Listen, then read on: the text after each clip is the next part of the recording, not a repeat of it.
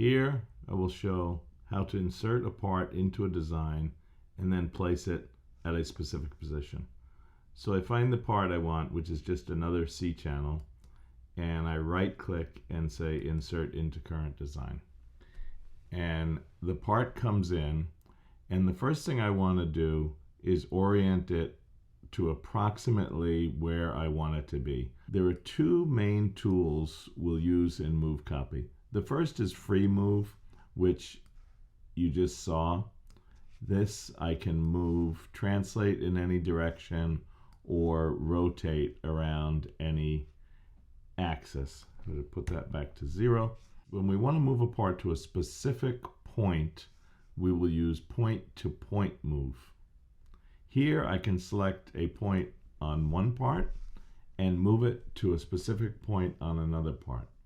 So I'm going to first pan and zoom to find a specific point on this part, which is going to be the midpoint of this line on the bottom surface of this C channel, which I am going to connect to the midpoint of this line on the top surface of that C channel.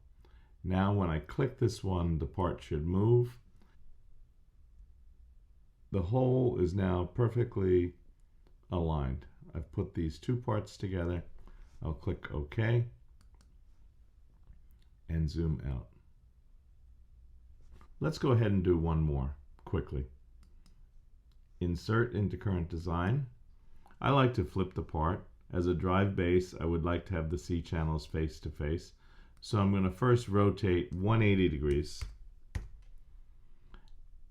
And then I'm going to do a point-to-point move to connect the two holes on this C channel to the end two holes on that C channel.